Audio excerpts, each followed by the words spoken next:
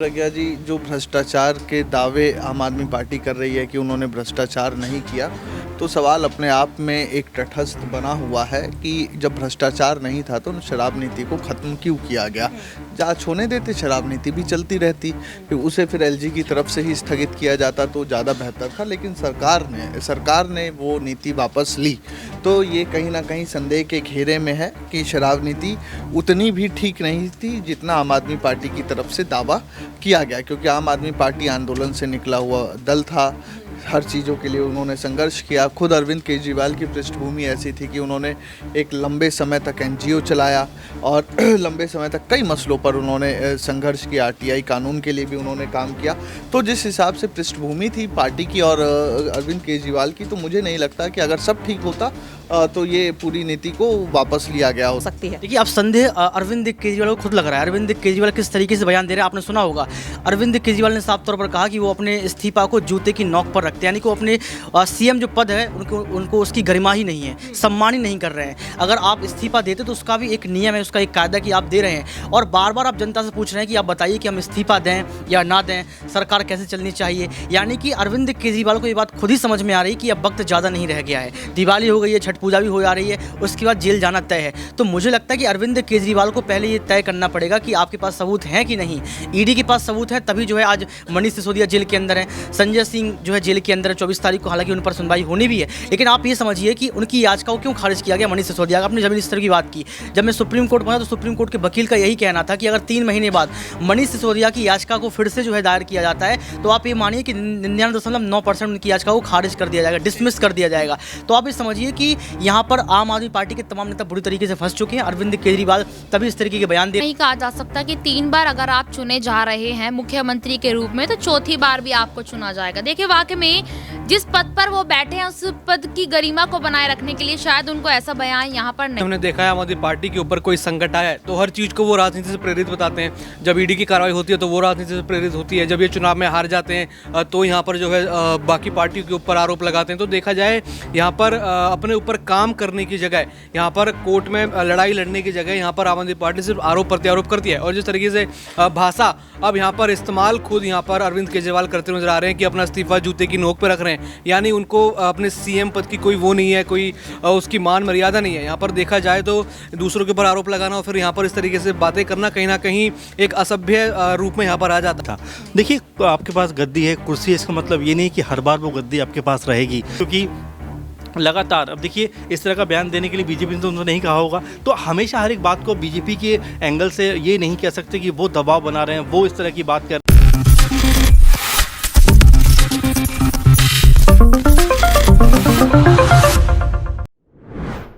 नमस्कार, next 9 news देख रही हैं आप और मैं हूं आपके साथ प्रज्ञा सिंह। स्वागत है आपका मेरे खास प्रोग्राम सियासी पंचनामा में। सियासी पंचनामा में आज बात आम आदमी पार्टी की, क्योंकि इस वक्त आम आदमी पार्टी कई बड़ी चुनौतियों का सामना करती हुई नजर आ रही है। सरकारी जांच एजेंसियों की रडार पर जिस तरह से इस वक्त आम आदमी पार्टी के तमाम बड़े मंत्री देखने के लिए मिल रही हैं, और अब अरविंद केजरीवाल के इस्तीफे की भी बात बार बार सामने आ रही है। इस दौरान देखने के लिए मिल रहा है कि आज संजय सिंह की पंजाब के अमृतसर की सेशन कोर्ट में पेशी है।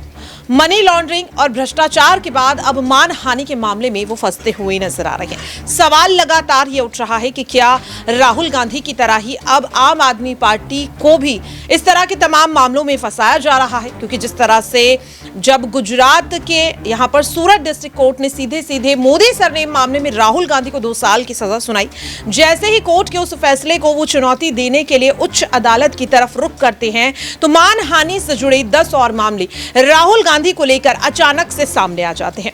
और ऐसा ही इस वक्त संजय सिंह और अरविंद केजरीवाल को देखने के लिए मिल रहा है। तो क्या वाकई में अब जो भी विपक्ष का बड़ा नेता मोदी सरकार के खिलाफ अपनी आवाज को उठाएगा, भ्रष्टाचार के खिलाफ आवाज को उठाएगा, क्या उनके खिलाफ इस तरह से पुराने मामलों को निकालकर उन्हें जेल में डालने का काम बार बार सरकार करती हुई नजर आएगी। इन्हीं तमाम मुद्दों को लेकर न्यूज रूम में मौजूद सभी सहयोगियों से समझेंगे कि आखिरकार उनकी इस पूरे मामले को लेकर, इस पूरे विवाद को लेकर क्या राय है। यहाँ पर मेरे साथ मेरे वरिष्ठ सहयोगी राकेश जी जुड़े हुए हैं, उनसे सबसे पहले इस चीज को समझेंगे। राकेश जी, जिस तरह से देखा जा रहा है यहाँ पर कि संजय सिंह की अगर बात करें तो पहले वो भ्रष्टाचार से जुड़े इस पूरे मामले में फंस जाते हैं, शराब घोटाले को लेकर के बार बार आम आदमी पार्टी दावा कर रही है कि सभी समितियों की और मंत्रालयों की यहाँ पर सहमति के बाद ही इस नीति को लाया गया। जब लगा कि नीति का कोई फायदा नहीं है तो उसे बंद भी कर दिया गया। लेकिन अब जिस तरह से चुनाव के नजदीक आते आते इस नीति के चलते खुद अब अरविंद केजरीवाल पर गाज गिरती हुई नजर आ रही है। कहा जा रहा है कि कभी भी वो गिरफ्तार हो सकते हैं पूछताछ के नाम पर। सबसे पहले किस तरह से देख रहे हैं इस चीज को, जो आम आदमी पार्टी लगातार दावे करती हुई नजर आ रही है भ्रष्टाचार को लेकर? देखिए प्रज्ञा जी, जो भ्रष्टाचार के दावे आम आदमी पार्टी कर रही है कि उन्होंने भ्रष्टाचार नहीं किया, तो सवाल अपने आप में एक तटस्थ बना हुआ है कि जब भ्रष्टाचार नहीं था तो शराब नीति को ख़त्म क्यों किया गया। जांच होने देते, शराब नीति भी चलती रहती, उसे फिर एलजी की तरफ से ही स्थगित किया जाता तो ज़्यादा बेहतर था। लेकिन सरकार ने वो नीति वापस ली, तो ये कहीं ना कहीं संदेह के घेरे में है कि शराब नीति उतनी भी ठीक नहीं थी जितना आम आदमी पार्टी की तरफ से दावा किया गया। क्योंकि आम आदमी पार्टी आंदोलन से निकला हुआ दल था, हर चीज़ों के लिए उन्होंने संघर्ष किया। खुद अरविंद केजरीवाल की पृष्ठभूमि ऐसी थी कि उन्होंने एक लंबे समय तक एनजीओ चलाया और लंबे समय तक कई मसलों पर उन्होंने संघर्ष किया। आरटीआई कानून के लिए भी उन्होंने काम किया। तो जिस हिसाब से पृष्ठभूमि थी पार्टी की और अरविंद केजरीवाल की, तो मुझे नहीं लगता कि अगर सब ठीक होता तो ये पूरी नीति को वापस लिया गया होता। उसके बाद जिस रूप में अरविंद केजरीवाल के बयान आ रहे हैं या आम आदमी पार्टी के प्रवक्ताओं के बयान आ रहे हैं, मंत्री के बयान आ रहे हैं और पूरी आम आदमी पार्टी का बयान आ रहा है। कल त्यागराज स्टेडियम में कार्यकर्ता सम्मेलन भी रखा था। कहीं ना कहीं भीतर खाने आम आदमी पार्टी को इस बात का डर तो लग रहा है कि हो कुछ भी सकता है। देखिए, गिरफ्तारी होना बड़ी बात नहीं है। गिरफ्तारी ठीक है, आप गिरफ्तार हो जाएंगे, आप जेल से सरकार चला लेंगे, वो एक आपका हक है और कोर्ट भी उसको अलाउ करेगा। कोर्ट इस बाबत ये संज्ञान नहीं दे सकता। हाँ, कोर्ट ज़्यादा से ज़्यादा ये कह सकता है कि आप एक अपना कार्यवाहक उप मुख्यमंत्री नियुक्त करें। मुख्यमंत्री पद से कोर्ट जब तक दोष साबित नहीं होता तब तक काम करने पर रोक नहीं लगा सकता। दूसरी बात रही जो जेल से सरकार चलाने वाली बात है, तो मुझे नहीं लगता कोर्ट इसकी परमिशन देने वाला है, क्योंकि जेल के अपने एक प्रोटोकॉल है और जेल में विचाराधीन कैदी भी एक कैदी के समान ही होता है जब तक उसके ऊपर दोष साबित ना हो जाए या दोष गलत सिद्ध ना हो जाए। तो ये तमाम चीज़ें और जो जिस तरीके की बयानबाजियां आ रही हैं वो एक तरीके से अपनी राजनीतिक शक्ति प्रदर्शन के तौर पर आप देख सकते हैं। जांच के बाद ही पता चलेगा या कोर्ट के फैसले के बाद ही कि कौन कितना पानी में है और घोटाला हुआ था या नहीं हुआ था। वाकई में देखिए, यहाँ पर जिस तरीके से राकेश जी ने कहा कि कोर्ट के फैसले के बाद, जांच खत्म होने के बाद ही पता चलेगा कि घोटाला हुआ था या नहीं। यहाँ पर मेरे साथ मेरे सहयोगी ऋतिक हैं।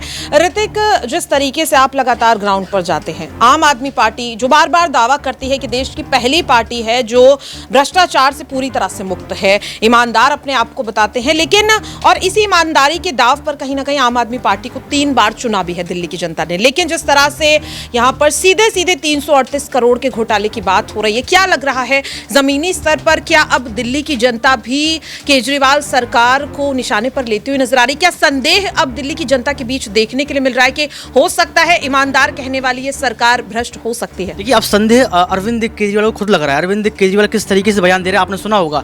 अरविंद केजरीवाल ने साफ तौर पर कहा कि वो अपने इस्तीफा को जूते की नोक पर रखते हैं, यानी कि वो अपने सीएम जो पद है उनको उसकी गरिमा ही नहीं है, सम्मान ही नहीं कर रहे हैं। अगर आप इस्तीफा देते तो उसका भी एक नियम है, उसका एक कायदा कि आप दे रहे हैं, और बार बार आप जनता से पूछ रहे हैं कि आप बताइए कि हम इस्तीफा दें या ना दें, सरकार कैसे चलनी चाहिए। यानी कि अरविंद केजरीवाल को ये बात खुद ही समझ में आ रही है कि अब वक्त ज़्यादा नहीं रह गया है, दिवाली हो गई है, छठ पूजा भी हो जा रही है, उसके बाद जेल जाना तय है। तो मुझे लगता है कि अरविंद केजरीवाल को पहले ये तय करना पड़ेगा कि आपके पास सबूत हैं कि नहीं। ईडी के पास सबूत है तभी जो है आज मनीष सिसोदिया जेल के अंदर है, संजय सिंह जो है जेल के अंदर अंदर 24 तारीख को हालांकि उन पर सुनवाई होनी भी है, लेकिन आप ये समझिए कि उनकी याचिका को क्यों खारिज किया गया मनीष सिसोदिया का। आपने जमीन स्तर की बात की, जब मैं सुप्रीम कोर्ट पहुंचा तो सुप्रीम कोर्ट के वकील का यही कहना था कि अगर 3 महीने बाद मनीष सिसोदिया की याचिका को फिर से जो है दायर किया जाता है तो आप ये मानिए कि 99.9% उनकी याचिका को खारिज कर दिया जाएगा, डिसमिस कर दिया जाएगा। तो आप ये समझिए कि यहाँ पर आम आदमी पार्टी के तमाम नेता बुरी तरीके से फंस चुके हैं। अरविंद केजरीवाल तभी इस तरीके के बयान दे रहे हैं क्योंकि उनको लग रहा है कि अब जनता के समक्ष अपनी छवि को अच्छा करना है ताकि चुनाव जीतते रहें।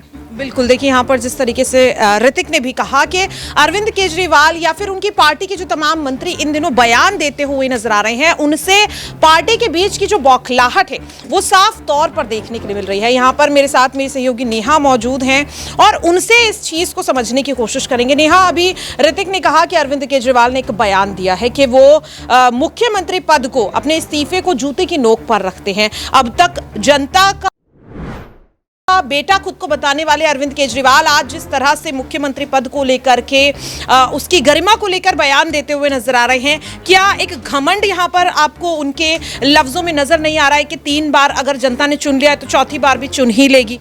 देखिए, नहीं, यहाँ पर ये तो नहीं कहा जा सकता कि 3 बार अगर आप चुने जा रहे हैं मुख्यमंत्री के रूप में तो चौथी बार भी आपको चुना जाएगा। देखिए, वाकई में जिस पद पर वो बैठे हैं उस पद की गरिमा को बनाए रखने के लिए शायद उनको ऐसा बयान यहाँ पर नहीं देना चाहिए था। हालांकि मैं यहाँ पर अरविंद केजरीवाल की बात नहीं करूंगी। मैं इस वक्त देखा जा सकता है कि चुनाव के जैसे नज़दीक चुनाव आए, यहाँ पर तमाम नेताओं के बयान ही बदल गए हैं, उनकी लैंग्वेज बदल चुकी है बात करने की। वो भाषण देते हैं तो ऐसे अब शब्दों का यूज़ करते हैं। अगर मैं देश के पीएम की बात करूं नरेंद्र मोदी की, तो अभी 2 से 3 दिन पहले उन्होंने राहुल गांधी को लेकर भी एक बयान दिया था, मूर्खों का सरदार उन्होंने कहा था। अगर देखा जाए तो उनकी भी ये लाइन बहुत गलत है। और खासकर देश को संभालने वाला जो पद है, सबसे सर्वोच्च पद पीएम का पद होता है, लेकिन पीएम के पद पर बैठकर ऐसी बात करना वाकई में आपकी इमेज तो खराब यहाँ पर करता है। दूसरी तरफ यहाँ मैं सीएम की बात करूं अरविंद केजरीवाल की, तो देखिए दिल्ली के मुख्यमंत्री हैं वो, शायद कहीं ना कहीं ये बयान उनका जो वो कहते नजर आए हैं कि मैं अपने इस्तीफे को जूते की नोक पर रखता हूं, इससे यहाँ ये जाहिर हो रहा है कि उनके अंदर थोड़ा बहुत घमंड आ चुका है। कहीं ना कहीं अभी तक नहीं कहा जा रहा था कि वो यहाँ घमंड दिखा सकते हैं, लेकिन इस बयान के बाद बेशक उन्होंने ये बयान किसे उसमें दिया है ये नहीं कहा जा सकता, लेकिन उनका एटीट्यूड साफ इसमें नजर आ रहा है कि चौथी बार भी वो मुख्यमंत्री दिल्ली में बनने वाले हैं। बिल्कुल, देखिए यहाँ पर जिस तरीके से नेहा ने भी कहा कि अरविंद केजरीवाल का ये बयान कहीं ना कहीं साफ तौर पर उनके एक कॉन्फिडेंस को या यूं कहीं ओवर कॉन्फिडेंस को दर्शाता हुआ नजर आ रहा है। यहाँ पर मेरे साथ दौलत मौजूद हैं। दौलत, संजय सिंह का अगर जिक्र किया जाए, अपने आप को वो भी कट्टर ईमानदार कहते हैं, लेकिन उन पर भी भ्रष्टाचार के आरोप लग रहे हैं। आज अमृतसर अदालत में उनकी पेशी है, मानहानि से जुड़ा ये पूरा मामला जो साल 2017 का बताया जा रहा है। एक पुराने मामले में संजय सिंह को लेकर आज जिस तरह से वारंट जारी किया गया, क्या लग रहा है ये वारंट भी राजनीति से प्रेरित है? क्योंकि संजय सिंह अपनी गिरफ्तारी को राजनीति से प्रेरित बताते हुए नजर आ रहे हैं। यहाँ पर जब भी हमने देखा है आम आदमी पार्टी के ऊपर कोई संकट आया है तो हर चीज़ को वो राजनीति से प्रेरित बताते हैं। जब ईडी की कार्रवाई होती है तो वो राजनीति से प्रेरित होती है, जब ये चुनाव में हार जाते हैं तो यहाँ पर जो है बाकी पार्टियों के ऊपर आरोप लगाते हैं। तो देखा जाए यहाँ पर अपने ऊपर काम करने की जगह, यहाँ पर कोर्ट में लड़ाई लड़ने की जगह यहाँ पर आम आदमी पार्टी सिर्फ आरोप प्रत्यारोप करती है। और जिस तरीके से भाषा अब यहाँ पर इस्तेमाल खुद यहाँ पर अरविंद केजरीवाल करते नजर आ रहे हैं कि अपना इस्तीफा जूते की नोक पर रख रहे हैं, यानी उनको अपने सीएम पद की कोई वो नहीं है, कोई उसकी मान मर्यादा नहीं है। यहाँ पर देखा जाए तो दूसरों के ऊपर आरोप लगाना और फिर यहाँ पर इस तरीके से बातें करना कहीं ना कहीं एक असभ्य रूप में यहाँ पर आ जाता है। तो यहाँ पर देखना होगा कि संजय सिंह की जो मुश्किलें हैं, पहले तो ईडी ने बढ़ाई थी, उनके ऊपर शराब मामले में बड़ा केस हुआ, उनकी अभी तक रिहाई यहाँ पर नहीं हुई है, लेकिन और नए के नए मामले यहाँ पर सामने आ रहे हैं। तो थोड़ा सोचना होगा जनता को कि जहाँ पर ये पार्टी अपने आप को कट्टर ईमानदार कहती है और वही उनके नेता लगातार एक के बाद एक जेल में जाते जा रहे हैं, रिहाई तक उनको नहीं मिल रही है। तो थोड़ा सोचने वाली बात है जनता के लिए और खुद आम आदमी पार्टी के लिए कि आरोप प्रत्यारोप छोड़ें और कुछ जो है अपनी पार्टी के ऊपर काम करें।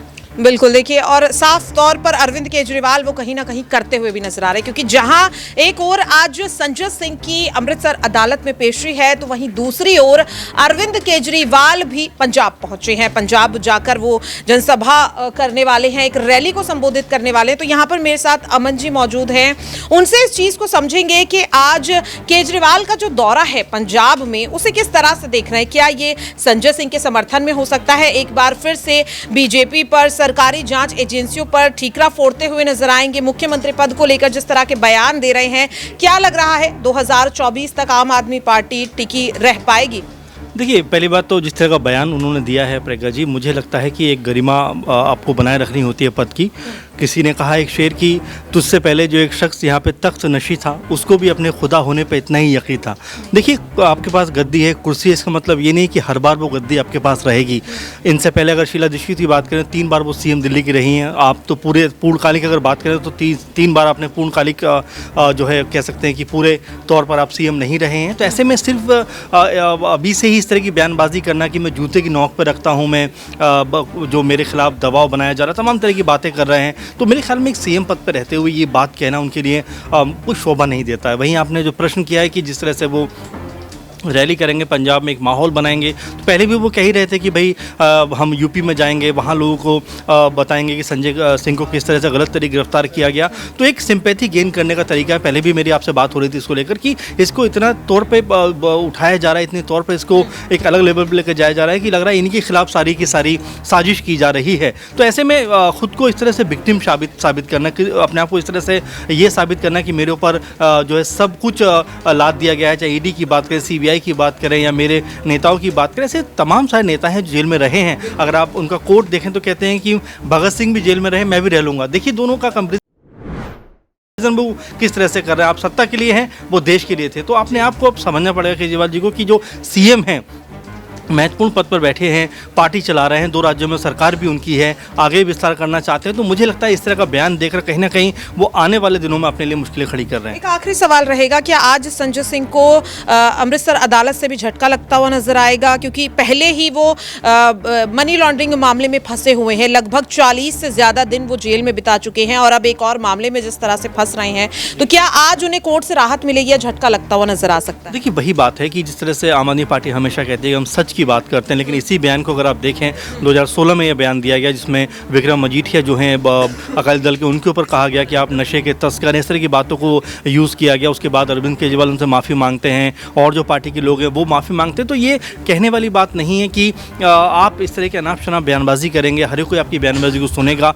आज जब इससे पहले भी 71 बार उनके जो है तारीखें पड़ चुकी हैं, 4 बार पेश हुए हैं अदालत में, और महत्वपूर्ण बात यह है कि क्या आज उनको इस मामले से मुक्ति मिलेगी? क्योंकि लगातार, अब देखिए, इस तरह का बयान देने के लिए बीजेपी ने तो उन्होंने नहीं कहा होगा, तो हमेशा हर एक बात को बीजेपी के एंगल से ये नहीं कह सकते कि वो दबाव बना रहे हैं, वो इस तरह की बात कर रहे हैं। तो अपने आप में मुझे लगता है कि आम आदमी पार्टी को भी सोच समझ कर बयानबाजी करनी पड़ेगी, क्योंकि जो अदालती काम है, जो ईडी और सीबीआई की काम है, वो उनकी हिसाब से चलते हैं और तमाम जो लोग हैं जब विपक्ष में होते हैं तो इस तरह की बातें कहते हुए नजर आते हैं। तो मुझे लगता है कि हो सकता है कि आज उनको राहत भी मिल जाए, क्योंकि आज जाने वाले हैं, और अगर उनको राहत मिलती है तो एक बार फिर उनका बड़ा बयान जरूर सामने आ जाएगा। तो कहने का मतलब यही है कि जिस तरह के बयान हैं उस पर मुझे लगता है कि उनको अब अंकुश लगाने की ज़रूरत है कि बेसिर पैर की बातें बोलकर आप थोड़े वक्त के लिए लोगों की ताली तो पा सकते हैं, लेकिन बाद में उसका कोई बहुत असर आपको नज़र नहीं आएगा। बिल्कुल, देखिए यहाँ पर अगर जिस तरीके से बात करें, संजय सिंह अपने बयानों के चलते ही वो चर्चा में बने रहते हैं और आज उनके बयान ही सिर्फ उनके ही नहीं बल्कि पूरी की पूरी आम आदमी पार्टी के लिए एक गले की फांस बनते हुए नजर आ रहे हैं।